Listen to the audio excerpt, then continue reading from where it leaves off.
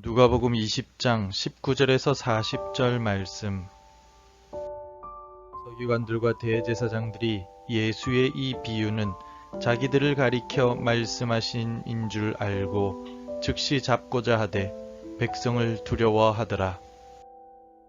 이에 그들이 엿보다가 예수를 총독의 다스림과 권세 아래에 넘기려 하여 정탐들을 보내어 그들로 스스로 의인인 채 하며 예수의 말을 책잡게 하니, 그들이 물어 이르되 선생님이여, 우리가 아노니 당신은 바로 말씀하시고 가르치시며 사람을 외모로 취하지 아니하시고 오직 진리로서 하나님의 도를 가르치시나이다. 우리가 가이사에게 세를 바치는 것이 옳으니이까 옳지 않으니이까 하니, 예수께서 그 간계를 아시고 이르시되 데나리온 하나를 내게 보이라. 누구의 형상과 글이 여기 있느냐? 대답하되 가이사의 것이니이다. 이르시되 그런즉 가이사의 것은 가이사에게, 하나님의 것은 하나님께 바치라 하시니, 그들이 백성 앞에서 그의 말을 능히 책잡지 못하고 그의 대답을 놀랍게 여겨 침묵하니라. 부활이 없다고 주장하는 사두개인 중 어떤 이들이 와서 물어 이르되 선생님이여, 모세가 우리에게 써주기를 만일 어떤 사람의 형이 아내를 두고 자식이 없이 죽으면 그 동생이 그 아내를 취하여 형을 위하여 상속자를 세울지니라 하였나이다. 그런데 7형제가 있었는데 마디가 아내를 취하였다가 자식이 없이 죽고 그 둘째와 셋째가 그를 취하고 7이 다 그와 같이 자식이 없이 죽고 그 후에 여자도 죽었나이다.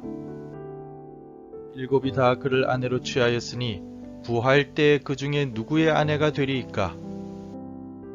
예수께서 이르시되 이 세상의 자녀들은 장가도 가고 시집도 가되 저 세상과 및 죽은 자 가운데서 부활함을 얻기에 합당히 여김을 받은 자들은 장가가고 시집가는 일이 없으며 그들은 다시 죽을 수도 없나니 이는 천사와 동등이요 부활의 자녀로서 하나님의 자녀임이라. 죽은 자가 살아난다는 것은 모세도 가시나무 떨기에 관한 글에서 주를 아브라함의 하나님이요 이삭의 하나님이요 야곱의 하나님이시라 칭하였나니, 하나님은 죽은 자의 하나님이 아니요 살아있는 자의 하나님이시라. 하나님에게는 모든 사람이 살았느니라 하시니, 서기관 중 어떤 이들이 말하되 선생님 잘 말씀하셨나이다 하니, 그들은 아무것도 감히 더 물을 수 없음이더라. 어제도 편지를 받았지만 신천지에서는 한 달에 한 번씩 꼬박꼬박 교회로 편지를 보냅니다. 그 내용은 진리에 대해 대화하자라는 내용입니다.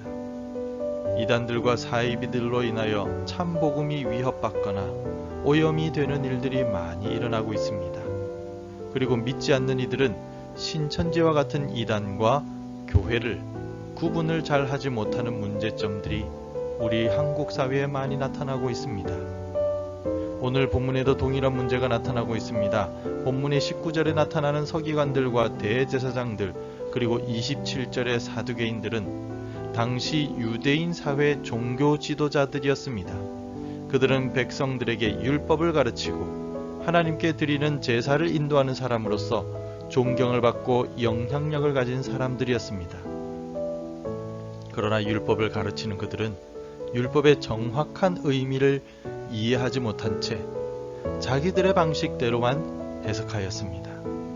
오늘 본문에 나타난 두 가지의 질문을 통해서 당시의 종교 지도자들의 어리석음을 잘 엿볼 수 있습니다. 그리고 이들이 이러한 질문들을 하는 이유는 예수님을 곤란하게 만들거나 말실수를 유도하여 비난하고 예수님을 끌어내리려는 의도가 있었기 때문입니다. 먼저 이들은 로마 황제인 가이사에게 세금을 바치는 부분에 대해 질문을 합니다. 과연 가이사에게 세금을 바치는 것이 옳은지 혹은 잘못된 것인지를 묻는 질문입니다. 예수님께서 가이사에게 세금을 바치라고 하신다면 로마의 앞잡이로 몰아갈 수 있습니다. 그리고 예수님께서 가이사에게 세금을 바치지 말라고 하신다면 로마의 반역자로 몰아갈 수가 있습니다. 정말 곤란한 질문입니다. 또 다른 질문은 부활에 관한 질문입니다. 신명기 25장 2절에는 형이 자녀가 없이 죽게 되면 동생이 형의 대가 끊어지지 않도록 형수를 안에 참아서 아들을 낳아 주어야만 한다고 기록되어 있습니다. 이러한 법을 형제 계대법이라고 보통 부릅니다. 그런데 7명의 형제가 모두 형수를 맞이했는데 죽은 이후 부활하게 되면 형수는 누구의 아내가 되겠느냐고 질문을 함으로써 예수님을 함정에 빠뜨리려 하였습니다. 예수님께서 모두의 아내가 된다고 말씀하시면 일부 다처제를 옹호하는 것처럼 보여 비난을 받을 것이며 한 사람을 택해야 한다고 해도 예수님에 대한 비난이 쏟아지게 될 것입니다.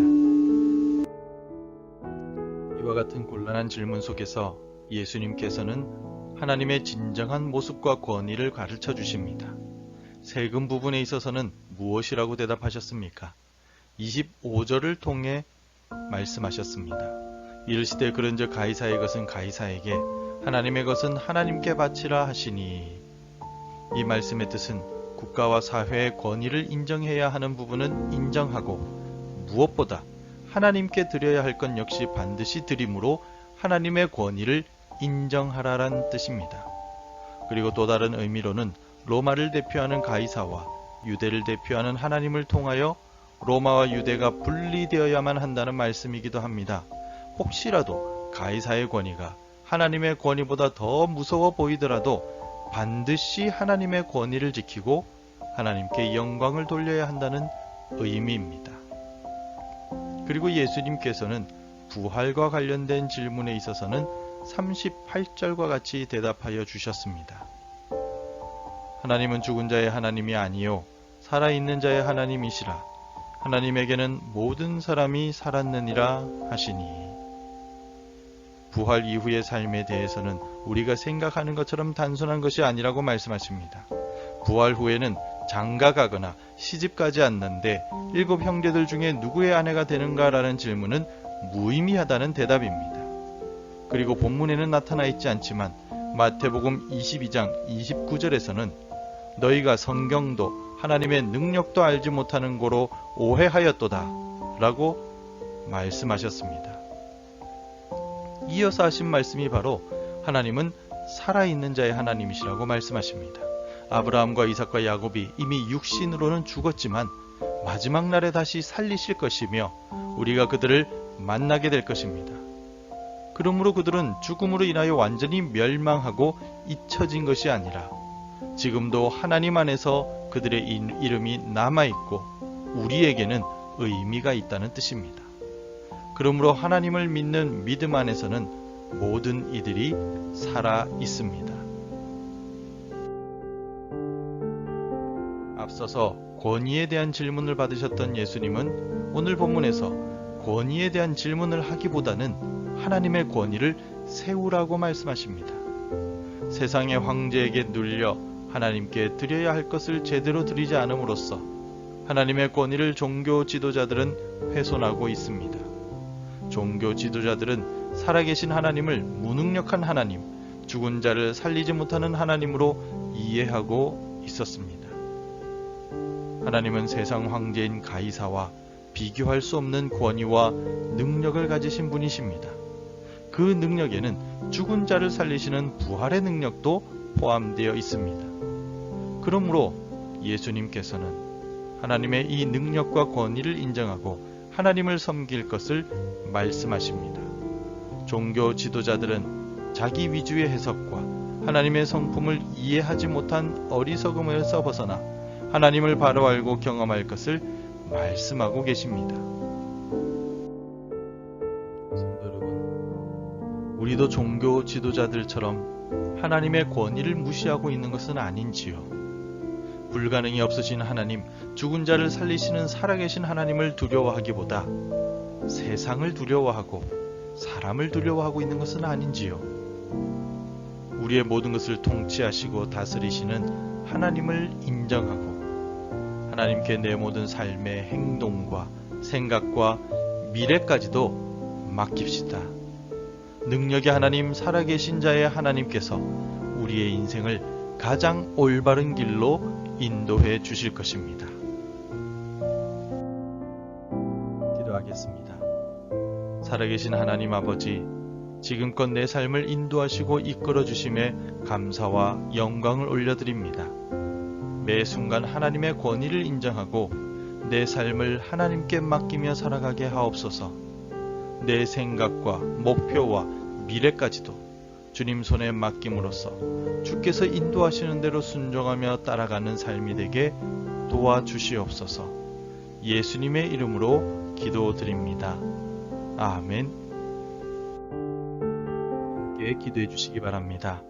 하나님의 권위를 인정하며 하나님께 맡기는 믿음을 가지게 하옵소서. 주일 예배를 통하여 하나님의 살아계심을 경험하게 하옵소서.